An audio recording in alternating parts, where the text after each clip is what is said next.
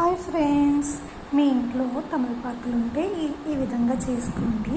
కిల్లి ఇష్టం ఉన్న వాళ్ళు. So it's very tasty. దీనికి కొంచెం నేను హనీ అప్లై చేసా. 2 లవంగాలు వేస్తున్నా and dates.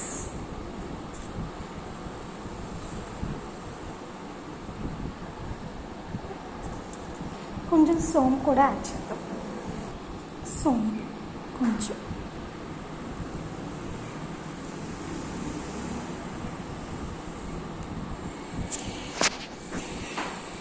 That's it friends. ఇది ఫోల్డ్ చేసుకుని తింటే చాలా టేస్టీగా ఉంది.